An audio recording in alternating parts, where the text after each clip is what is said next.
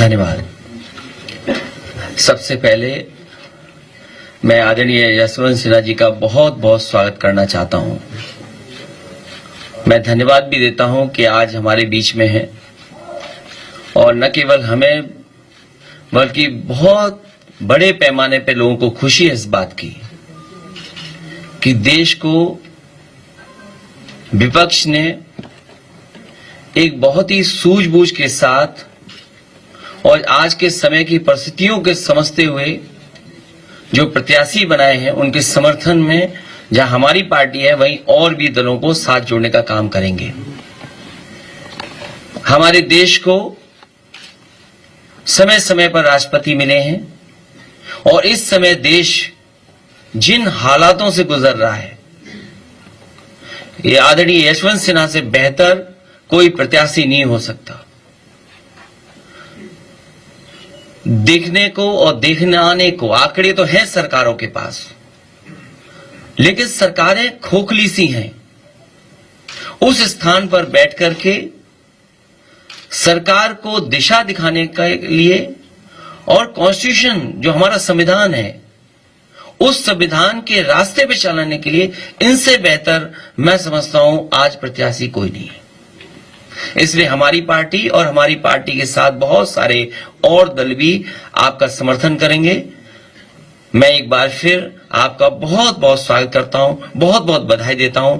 इस पद की लड़ाई के लिए आपने जो स्वीकार किया उसके लिए बहुत बहुत बधाई आपको।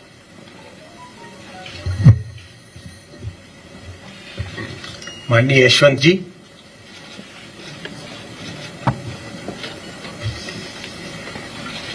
धन्यवाद। धन्यवाद सुधीर जी।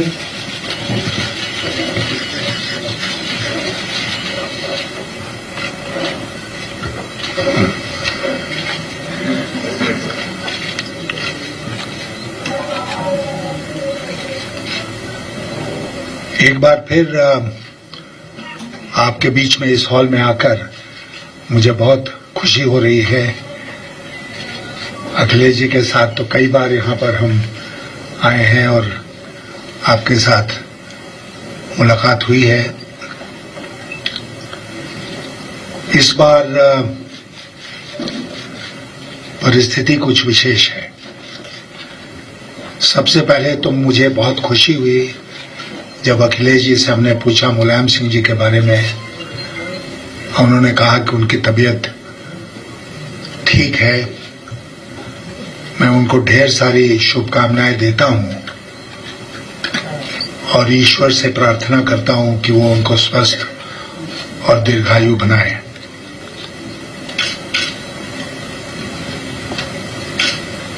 उसी प्रकार जयंत जी,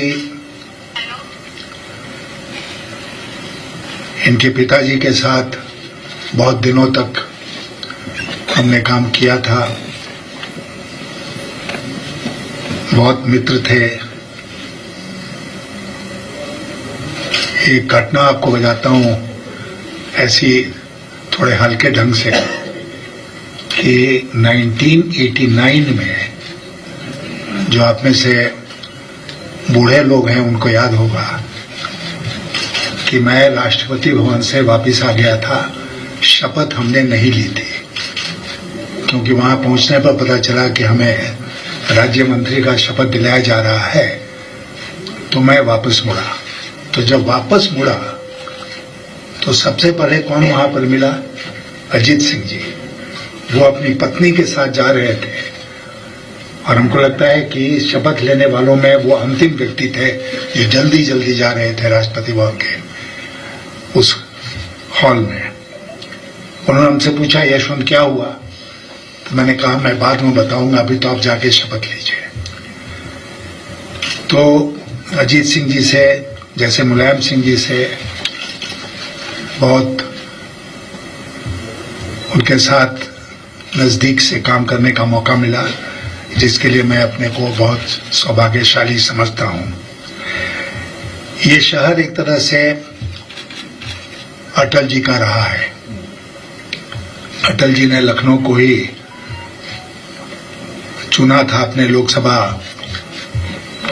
निर्वाचन क्षेत्र के रूप में और आप सब जानते हैं कि अटल जी की सरकार में उनके साथ बहुत नजदीक से काम करने का मौका मिला और कभी कभी बहुत अफसोस होता है, आश्चर्य होता है जब मैं देखता हूं कि अटल जी की पार्टी कहां से कहां पहुंच गई। उसके बारे में आगे चर्चा करेंगे। इस बार का राष्ट्रपति चुनाव कुछ असाधारण परिस्थिति में हो रहा है। ऐसा राष्ट्रपति का चुनाव तो कई बार हुआ है, लेकिन इस बार परिस्थितियां बहुत असाधारण हैं। और असाधारण इसलिए है कि हम देख रहे हैं कि हमारा पूरा समाज जो है वो अशांत हो गया है। ऐसा लगता है जैसे वो 2-3 भागों में बंट गया है। ऐसा लगता है कि आपस में जो बातचीत होती थी, जो डायलॉग चलता था, वो समाप्त हो गया है। कहीं कोई किसी को समझाने की स्थिति में नहीं है। बड़ी से बड़ी घटना हो जाती है, प्रधानमंत्री जी जो अक्सर अपने मन की बात करते हैं उन घटनाओं पर चुप रह जाते हैं, कुछ नहीं बोलते हैं। हम लोग ऐसा महसूस करते हैं कि देश का प्रधानमंत्री अगर इन सब घटनाओं पर बोले, अपनी बात रखे, तो उसका असर पड़ेगा मामले को शांत करने में। लेकिन पता नहीं क्या बात है कि इस पर वो कुछ बोलते ही नहीं है। और जैसा मैंने कहा, एक अशांत और असाधारण परिस्थिति हमारे देश में पैदा हो गई है। इसका कारण और नतीजा क्या हुआ है? इसका नतीजा ये हुआ है कि संविधान जो है उसकी मर्यादा खत्म हो गई। संविधान के मूल्यों की रक्षा आज नहीं हो रही है, बल्कि सरकारी पार्टी के द्वारा और सरकार के द्वारा उन मूल्यों की अवहेलना की जा रही है, प्रायः नित्य प्रतिदिन। और अगर ऐसा चलता रहा तो एक दिन हम पाएंगे कि संविधान नष्ट हो गया है, संविधान की धाराओं का कोई महत्व नहीं रहा, और जो नागरिक है इस देश का वो कहीं भी किसी फोरम पर इंसाफ के लिए नहीं जा सकता है। A society without recourse. लोग किसके पास जाते हैं? अपने प्रतिनिधि के पास, अपने क्षेत्र के जो राजनीति में काम करते हैं ऐसे लोगों के पास। किसके पास जाते हैं? मंत्रियों के पास जाते हैं। किसके पास जाते हैं? जब वहां से भी न्याय नहीं मिलता है तो कोर्ट की शरण लेते हैं। आज कहीं पर भी ऐसा लगता है कि इंसाफ नहीं मिल रहा है, और मैं जिम्मेदारी के साथ इस बात को कुछ अफसोस के साथ कह रहा हूं। धारा 370 का मामला 2019 में सुप्रीम कोर्ट में गया। आज 2022 है, उसकी सुनवाई कब होगी ये किसी को नहीं पता है। सीएए का कानून आया, उसके खिलाफ लोग कोर्ट में गए, दूर दूर तक कब सुनवाई होगी पता नहीं है। कुछ मामले तो बहुत त्वरित ढंग से सुप्रीम कोर्ट सुन लेता है, लेकिन अनेक महत्वपूर्ण मामले हैं जिसमें अप्रत्याशित विलंब होता है, और हम सब जानते हैं कि justice delayed is justice denied. तो इंसाफ नहीं मिल रहा है समाज में। ऐसा लगता है कि हुकूमत में बैठे हुए लोग जो हैं वो चाहते हैं कि समाज बटे, क्योंकि एक बटे हुए समाज से उनको यह आशा पैदा होती है कि उनको वोट मिल जाएगा। तो ये वोट की राजनीति हम लोग कहां तक ले जाना चाहते हैं, किस हद तक ले जाना चाहते हैं। और देश की चिंता क्या जरा भी नहीं करेंगे वोट की राजनीति के सामने? तो जब मैं आपसे कह रहा था कि ये राष्ट्रपति का चुनाव बहुत असाधारण परिस्थिति में हो रहा है, तो मेरा मतलब यही था कि जो भी व्यक्ति, और दो ही व्यक्ति हैं आमने सामने, जो भी व्यक्ति राष्ट्रपति भवन में जाएगा उसको मोर देन एवर अपने कर्तव्यों का निर्वहन करना पड़ेगा। संविधान में राष्ट्रपति के जो कर्तव्य हैं उसका निर्वहन करना पड़ेगा। हम सब जानते हैं कि the president of India is suppose to function on the advice of the council of ministers, लेकिन उसके पास और बहुत सारी शक्तियां हैं जो उस पद की गरिमा से उसको मिलती है। और समय समय पर हमने देखा है कि हमारे देश में ऐसे राष्ट्रपति बने हैं जिन्होंने उसका इस्तेमाल किया है सरकार को परामर्श देने के लिए, सरकार को नियंत्रण में रखने के लिए। तो इसलिए आज एक ऐसा मौका आया है जब मैं आपके सामने यहां लखनऊ में कुछ बातें रखूं कि मैं क्या करूंगा अगर मुझे इस देश का राष्ट्रपति चुन लिया जाता है, तो मैं क्या करूंगा। सबसे पहले तो मैं आपसे ये कहना चाहता हूं कि अगर मैं राष्ट्रपति चुना जाता हूं तो I shall be answerable to the constitution and the constitution alone. संविधान के प्रति जवाबदेह होऊंगा, केवल संविधान के प्रति। और इसका यह मतलब नहीं हुआ कि जो भी प्रधानमंत्री है उसके साथ टकराव के रास्ते हम चल पड़े, नहीं। प्रधानमंत्री के साथ बैठकर बातचीत करके एक रास्ता निकाला जा सकता है, जैसे कई बार हुआ है पूर्व में। दूसरा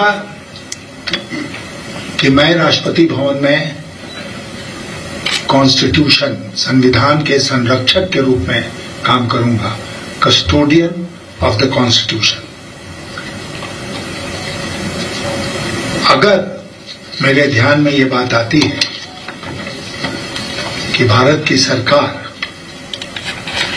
कुछ ऐसा कर रही है जिससे कि प्रजातंत्र का हनन हो रहा है, नुकसान हो रहा है, जैसे चुनी हुई प्रदेश की सरकारों को गिराना, चुनी हुई सरकारों को गिराना। अभी हमने देखा महाराष्ट्र में क्या हुआ, उसके पहले हमने देखा था कर्नाटक में क्या हुआ, मध्य प्रदेश में क्या हुआ, गोवा, मेघालय, कई राज्यों में चुनी हुई सरकारों को गिराने का काम किया गया। और वो नहीं है कि अचानक लोगों को बुद्धि आ गई। महाराष्ट्र में जो शिवसेना के विधायक थे, 2.5 साल के बाद अचानक बोधि ट्री के नीचे बैठे और उनको ज्ञान उनके मन में प्रस्फुटित हो गया। ऐसा नहीं हुआ। हम सब जानते हैं कि क्या खेल हुआ। तो अगर इस प्रकार की चीज होती है तो राष्ट्रपति का कर्तव्य बनता है, जिसका मैं निर्वहन करूंगा, कि भारत सरकार को रोका जाए ऐसा करने से। फिर मैंने आपसे कहा कि जो सांप्रदायिक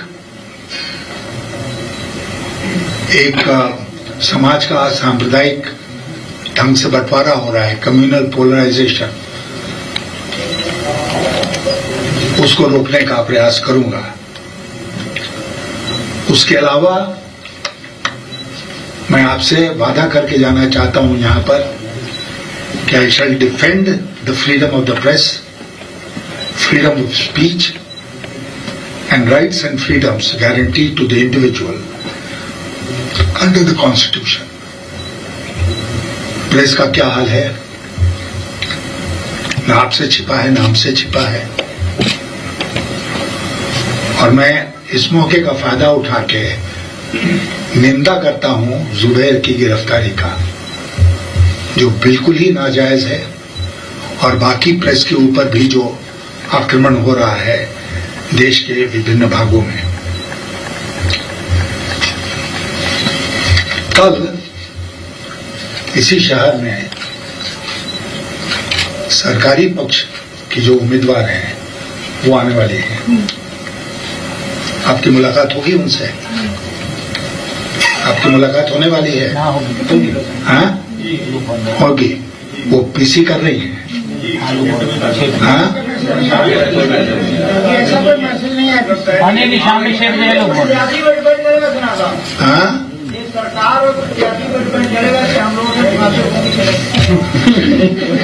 नहीं, मैं इसलिए पूछ रहा हूँ कि मैं कई जगह गया, जैसा कि सुधीर जी ने बताया आपको,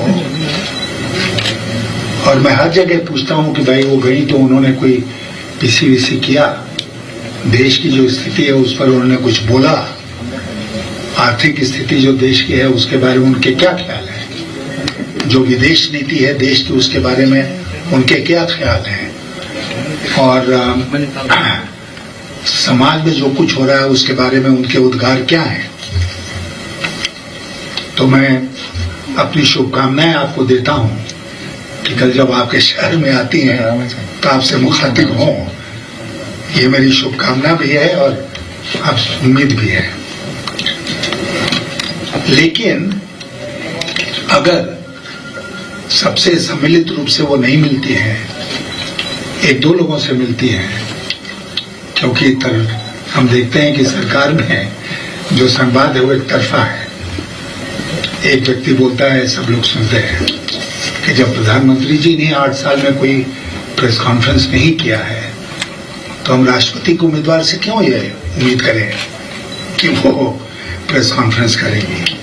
लेकिन अगर मुलाकात किसी की आपकी हो जाए बाय चांस, सम्मिलित रूप से या अलग अलग, तो उनसे पूछेगा कि ये 5-6 बिंदु हमने आपके सामने आज रखे, वो इन बिंदुओं के बारे में क्या सोचती है,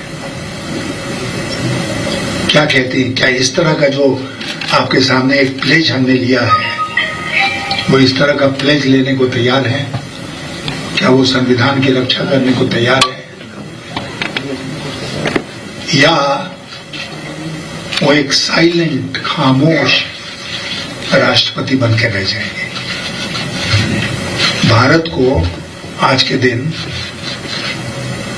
खामोश राष्ट्रपति नहीं चाहिए, भारत को आज अपने विवेक का इस्तेमाल करने वाला राष्ट्रपति चाहिए। तो बहुत सारी बातें मैंने कह दी, अब अखिलेश जी की इजाजत से जी आप परिचय दीजिए, पहले अपना परिचय दीजिए, आप सवाल को। उनको प्रेजेंट किया जा रहा है कि वो ट्राइब वुमेन है, पहली बार की वुमेन राष्ट्रपति बनने जा रही है, तो ये एक बड़ी उपलब्धि उनकी बताई जा रही है। देखिए, 2-3 ढंग से मैं इस सवाल का जवाब दूंगा, क्योंकि आप समझ सकते हैं कि मैं जहां गया हूं इसके पहले, वहां इस तरह का सवाल मुझसे पूछा गया है। नंबर 1, पिछले 5 साल से राष्ट्रपति भवन में एक राष्ट्रपति जी बैठे हैं ना, एक खास समुदाय के हैं, इसी प्रदेश के हैं। तो पूरे देश में पिछले 5 वर्षों में क्या उस समुदाय की तरक्की हो गई? कोई ऐसा विशेष काम हुआ सरकार में जिसे कहा जाए कि अनुसूचित जात के लोगों के लिए इतना बढ़िया काम हो गया? क्यों? क्योंकि एक व्यक्ति के उत्थान से पूरे समुदाय का उत्थान नहीं होता है। झारखंड में, मैं भी झारखंड से आता हूं, तो झारखंड में ये गवर्नर थे ना 6 साल, उस समय भी अधिकार थे, गवर्नर थे। लेकिन उस बात को छोड़िए, अभी भारत सरकार ने एक नया फरमान निकाला है, और वो नया फरमान क्या है कि भारत सरकार पहले ही जो डेवलपर है,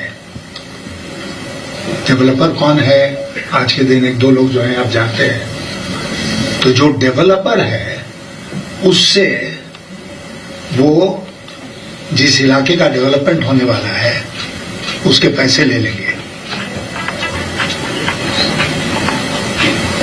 उसमें जंगल काटना भी शामिल है। जंगल का इलाका है, जंगल काटना है, लेकिन वो जंगल पहले काट लेंगे और राज्य सरकारों को कहा जा रहा है कि कटने के बाद आप उनका कंसेंट लीजिए। ऐसा कोई सवारी आपने देखा है जिसमें टांगा आगे चलता है, घोड़ा पीछे चलता है? यही हो रहा है। एक उदाहरण दे रहा हूं, कल अगर आपकी मुलाकात हो तो आप पूछिए उनसे कि इस तरह का बेतुका आदेश भारत सरकार ने क्यों निकाला है। और इसमें चूंकि अनुसूचित जनजाति के अधिकारों का हनन होगा, कि जंगल में प्राय वही लोग रहते हैं, तो वो बताएं कि वो कैसे रोकेंगे इसको। सर, मैं अनिल यादव का कम्युनिकेशन।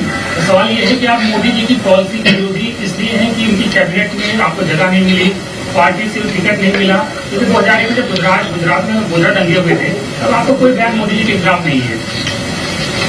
आप एडजस्ट हो गए होते तो शायद आप ही दूसरे मंत्री के वहाँ पर आराम से। जी, बिल्कुल बढ़िया सवाल पूछा आपने। मेरी जीवनी लिखा है मैंने, उसका अंग्रेजी में नाम है रिलेंटलेस। और कभी मौका मिले तो उसको पढ़ लीजिएगा, ठीक है ना। इसलिए मैं इसको कह रहा हूं कि जो व्यक्ति इस तरह का सवाल मुझसे पूछता है वो मेरे बारे में कुछ जानता ही नहीं है। अभी मैंने आपको बताया कि वीपी सिंह जी की सरकार जब बनी थी तो मैं राष्ट्रपति भवन से वापस आ गया, क्योंकि मैंने देखा कि मुझे वो राज्य मंत्री बना गए थे। ऐसा कोई दूसरा उदाहरण आपके मन में है? जानते हैं कोई दूसरा उदाहरण? 5 साल पहले मैंने आईएएस की नौकरी छोड़ी थी, joint secretary government of India के पद से। अब 5 साल के बाद मैं minister of state government of India बन रहा था, नहीं बना। बन सकता था ना, तो ऑफर, केवल शपथ लेने की देर थी। तो ये जो सवाल पूछते हैं जो लोग, 2014 में मैंने स्वयं तय किया कि मैं लोकसभा का चुनाव नहीं लड़ूंगा। और मेरे साथियों से पूछिए आप कि जो पॉपुलर चुनाव लड़ता है, जनप्रतिनिधि बनता है, आज उसकी क्या हालत है। उसको लोग रात दिन उसको अपने काम के लिए इस्तेमाल करना चाहते हैं। मैं एक ऐसे एज में पहुंचा जहां मुझे लगा कि मैं नहीं कर सकता हूं, एक पूरे लोकसभा को संभालना मेरे बस की बात नहीं है। तो मैंने बहुत मिन्नत की पार्टी से कि मुझे मत टिकट दो इस बार। और कभी राजनाथ सिंह जी आएंगे ना आपके शहर में, तो उनसे पूछ लीजिएगा कि क्या उन्होंने इलेक्शन कमेटी की मीटिंग से फोन करके हमको नहीं कहा था कि इलेक्शन कमेटी चाहती है यशवंत जी का एक अंतिम चुनाव इस बार लड़ लीजिए। और मैंने जोर देके उनको कहा कि मैं नहीं लड़ना चाहता हूं। तो ये कहां से बात आ गई कि मैं 2014 में मुझे टिकट नहीं मिला, ऐसी की तैसी। मैंने खुद नहीं चाहता था वो टिकट मिले। जब टिकट नहीं लिया तो फिर मंत्री कैसे बनता? भारत के संविधान में क्या प्रावधान है कि बिना लोकसभा राज्यसभा में गया मंत्री बन जाएंगे 6 महीने से आगे के लिए? मैंने जानबूझ के सर उसको छोड़ा। और मोदी जी से मेरी व्यक्तिगत कोई लड़ाई नहीं है। मोदी जी से मेरी लड़ाई केवल उनकी 2 बातों को लेकर है, स्टाइल ऑफ फंक्शनिंग, उनकी शैली जो है काम करने की, और दूसरा उनकी नीतियां। स्टाइल ऑफ फंक्शनिंग और उनकी नीतियां। अभी आप लोग हमसे सवाल नहीं पूछेंगे क्योंकि बात 6 साल पुरानी हो गई। नोटबंदी हुआ था ना इस देश में, कोई याद करता है नोटबंदी को? कोई याद नहीं करता है 6 साल बाद। और सारा का सारा काला धन इस देश का सफेद हो गया था, because the entire amount currency came back into the banking system. सब बैंक में आया, सफेद हो गया। इसने सवाल पूछा, आज कोई सवाल पूछा है नोटबंदी के बारे में? मैंने जोर देके कहा है बार बार कि this is demonetisation is the biggest scam of this century. लेकिन कोई समझे तब तो। जी, मैं आदित्य हूँ भास्कर से।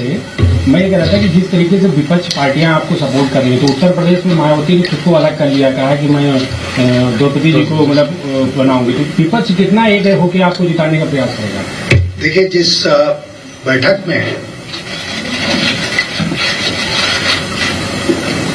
ये तय हुआ था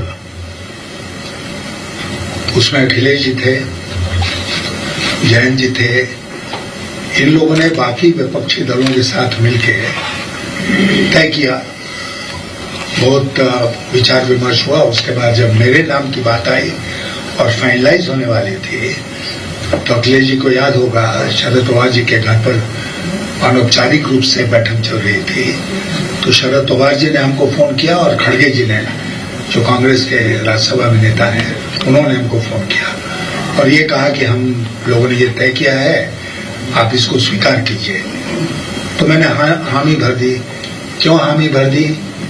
इसलिए हामी भर दी कि मेरी जो लड़ाई चल रही है, संघर्ष, उस संघर्ष की एक और इस श्रृंखला में एक और कड़ी है राष्ट्रपति का चुनाव लड़ना।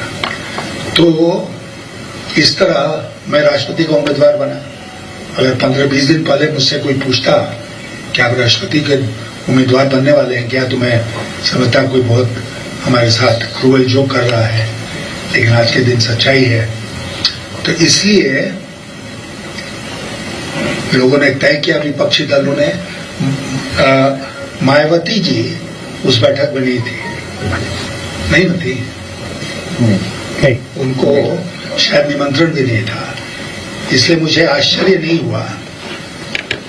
और एक बात कहूंगा तो शायद लोगों को बुरा लग जाए कि मैं बहुत सारी शक्तियों के साथ लड़ा हूं, केवल सरकारी पार्टी से नहीं लड़ा हूं, सरकार से भी लड़ा हूं। आप लोग मतलब समझ गए। सर, मैं लाउड हूँ न्यूज 18 से। मुझे याद है कि आप राजनाथ जी के जयंती में भी आए थे कार्यक्रम में। यहाँ सवाल मेरा ये है कि जो रूलिंग पार्टियां हैं, मैक्सिमम रूलिंग पार्टियां यानी बीजेपी से कह लें, क्या उनके लोगों से भी आप मुलाकात करेंगे कि अंतरात्मा की आवाज पे आपको वोट कास्ट करें? क्योंकि आपका मिजाज इस तरह का है, ऐसा लोग मानते हैं कि आप वहां पे भी एक पैठ रखते हैं, उनसे मुलाकात हुए प्रोग्राम। हम इतना ही कहेंगे कि हम बहुत सारी पार्टियों में पैठ रखते हैं और खास करके भारतीय जनता पार्टी में पैठ रखते हैं।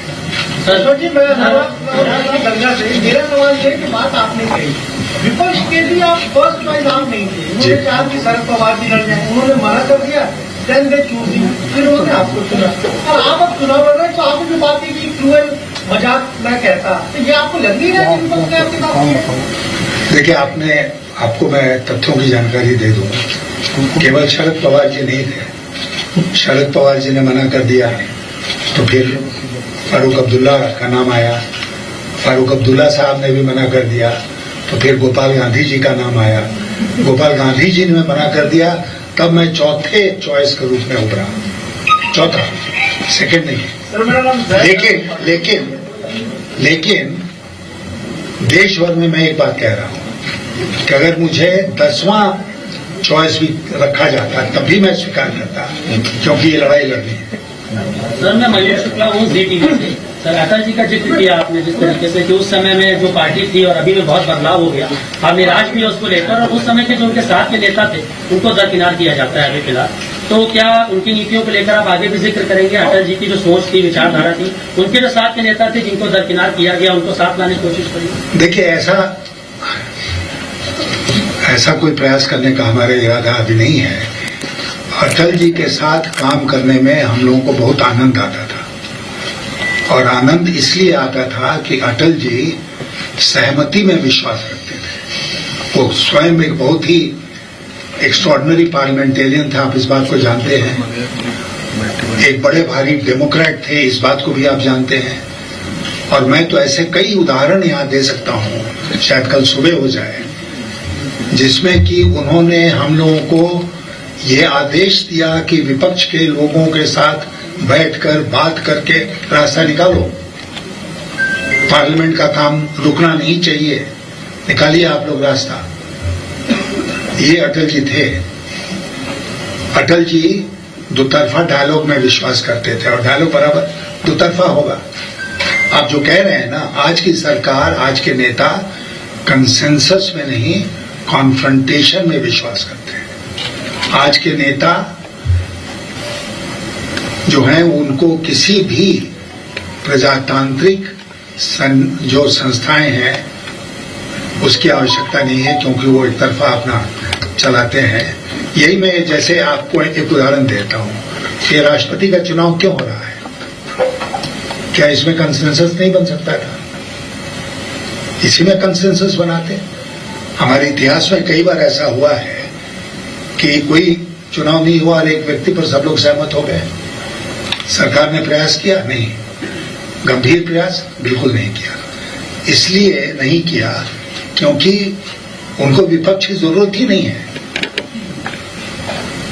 विपक्ष भी आप जानते हैं कि प्रजातंत्र में उतना ही महत्व रखता है जितना सरकार रखती है। सर मैं एक सवाल आपसे ये पूछना चाहती हूँ। मेरा नाम शिखा सलारिया है, मैं द प्रिंट से हूँ। आपने मेंशन किया सरकारों को गिराए जाने का, चुनी हुई सरकारों को गिराए जाने का, और किस तरीके से प्रेसिडेंट ने अपनी भूमिका उसमें नहीं निभाई। अगर आप वहाँ होते तो क्या करते? आने वाले दिनों में हो सकता है आप भी उस पर हो, तो क्या आपकी भूमिका रह सकती है ऐसी सिचुएशन में? दूसरी बात, freedom of speech and expression को बचाने की बात में उस समय आप क्या भूमिका हो सकती है प्रेसिडेंट? देखिए, हर पहले वाले मामले में और फ्रीडम ऑफ स्पीच के मामले में, हर मामले में राष्ट्रपति का ये अधिकार बनता है कि वो प्रधानमंत्री को आमंत्रित करें बातचीत करने के लिए। और जब प्रधानमंत्री राष्ट्रपति भवन आते हैं बातचीत करने के लिए तो उनको समझाने बुझाने का काम करें। और मैं नहीं समझता हूं कि कोई ऐसा प्रधानमंत्री होगा जो राष्ट्रपति के समझाने बुझाने पर मानेगा नहीं, कहेगा कि नहीं हम जो मर्जी में आए वही करेंगे। सर, एक सवाल, यदि आप राष्ट्रपति बन गए और नए चुनाव हुए लोग निर्वाचित व्यक्ति आए, आप आर्टिकल 84 का पालन कराएंगे या परंपरा के तहत सरकार बनाएंगे? केंद्रीय सरकार पर मेरा सवाल नहीं, ये काल्पनिक सवाल है, इसलिए इसका जवाब नहीं देंगे। मेरे गुरु जी यहीं पर उनकी मूर्ति लगी है चंद्रशेखर जी की, आप ही के प्रदेश के थे, जिनके अंतर्गत हमने राजनीति सीखी थी। तो उन्होंने हमको शुरू में ही कहा था कि यशवंत किसी काल्पनिक प्रश्न का जवाब मत देना चाहिए। समाज में जिस तरह का माहौल है, चारों तरफ खाई फैल रही है और कैसे एक दूसरे को लड़ रही है आपस में। सर, अगर आप राष्ट्रपति चुनाव अगर आप जीत जाते हैं तो क्या ऐसा आपको नहीं लगता कि सरकार और आप में उसी तरह का वातावरण वहां फैल जाएगा? नहीं, मैंने अभी एक प्रश्न के उत्तर में कहा कि मैंने जो कुछ कहा है उसका मतलब टकराव नहीं है। प्रधानमंत्री जी भी एक संवैधानिक पद पर बैठे हैं, राष्ट्रपति भी एक संवैधानिक पद पर बैठे हैं और संविधान के अनुसार दोनों को काम करना चाहिए और आपस में बातचीत करनी चाहिए। डायलॉग होगा तो रास्ता निकलेगा। आज की भाजपा चुनाव हर तरीके से जीतने में विश्वास है। अब आपका चुनाव है, विपक्ष सवाल आरोप लगाता है कि सरकारी एजेंसियों का दुरुपयोग होता है, उसके खिलाफ कोई ठोस मैं इतना ही आपसे कहना चाहूंगा, आप लोग वोटर नहीं है, दुर्भाग्य है। लेकिन अगर इलेक्टोरल कॉलेज के लोग हमको जिता देते हैं ना, तो शपथ लेने के दूसरे दिन से एजेंसियों का दुरुपयोग बंद हो जाएगा। अब कैसे होगा ये मत पूछिए। यशवंत जी, मैं 24 से न्यूज कॉरेस्पॉन्डेंट हूँ। आपसे एक सवाल ये है कि अगर समीकरण आपके पक्ष में बनते हैं तो आपकी प्राथमिकताएं क्या होगी और कोऑपरेटिव फेडरलिज्म को लेकर आपका विजन है? ये बहुत बड़ा सवाल है। मैंने कहा संविधान की रक्षा, उसमें फेडरलिज्म भी आता है। हाँ, फेडरलिज्म, कोऑपरेटिव फेडरलिज्म का सबसे बढ़िया उदाहरण मैंने पेश किया था जब मैं वित्त मंत्री था। याद है आप लोगों को, जो राज्य सरकारों के वित्त मंत्रियों की एक समिति बनी थी, जिसके आधार पर अब जीएसटी बना, जीएसटी काउंसिल बनी, और हमारे टाइम में बिना संवैधानिक सैंक्शन के बहुत शक्तिशाली कमेटी थी। हाँ, यहाँ कोई यशवंत जी, मैं शोभित श्रीवास्तव हूँ, दैनिक जागरण अखबार से। आपसे एक प्रश्न ये है कि आप बाहर तो समर्थन मांग रहे हैं, लेकिन आपको अपने घर से ही समर्थन नहीं मिल रहा है। आपकी पत्नी ने एक इंटरव्यू में कहा था कि मुर्मू बहुत ही अच्छी प्रत्याशी हैं, आपके बेटे भी लगातार नहीं, वो कहा था उन्होंने कि यशवंत सिन्हा अच्छे नहीं है। अरे भाई, कोई शरीफ आदमी पूछा जाएगा तो ये कहेंगे ना, क्या कहते मुर्मू के बारे में, भारत अच्छी औरत है, हम लोग जानते हैं, हम लोग उसी प्रदेश के हैं, वहाँ 6 साल गवर्नर थी, तो अच्छी बात उन्होंने उसके बारे में कही। लेकिन ये तो नहीं ना कहा कि जो हमारे पति है वो निकृष्ट है, तो नहीं देते। जहाँ तक हमारे पुत्र महोदय का सवाल है, तो भारतीय जनता पार्टी आखिरी सवाल, वो भारतीय जनता पार्टी के सदस्य हैं, आप जानते हैं, लोकसभा के। और मैंने हर जगह जहां ये प्रश्न पूछा गया है, मैंने कहा है कि मैं उम्मीद करता हूं कि वो अपने राज्य धर्म का पालन करेंगे, जैसे मैं अपने राष्ट्र धर्म का पालन करूंगा। सर, एक सवाल है, गैर भाजपा और गैर कांग्रेसी दलों के अलावा जैसे आम आदमी पार्टी है, बीजेपी ने तो पहले से ऐलान करने को समर्थन कर दिया है, वाईएसआर कांग्रेस ने, जो पार्टियां खुद को गैर भाजपा और गैर कांग्रेसी से जोड़ रखती हैं, अलग उनका एक खड़ा होता है, उनसे क्या बातचीत हो रही है और क्या बातचीत उनसे हो रही है, कैसा रिस्पॉन्स मिल रहा है? देखिए, एक आज भारत की राजनीति को देखें पॉलिटिकल पार्टी टर्म्स में, तो एक तरफ सरकारी पक्ष है, कुछ उनके सहयोगी दल हैं, एक तरफ पूरा विपक्ष है, और बीच में कुछ लोग हैं जो न सचमुच में इधर है न सचमुच में उधर है। अब वो एक दूसरी भाषा का मैं इस्तेमाल जान के नहीं कर रहा हूं, लेकिन दो दलों का आपने नाम लिया, वो बराबर अपनी स्वतंत्र नीति पर चले हैं, इस बार भी चल रहे हैं। ओम प्रकाश राजभर ने कहा सर हमें तो बुलाया ही नहीं गया इस बैठक में, वो हमारी समस्या है। मित्रों,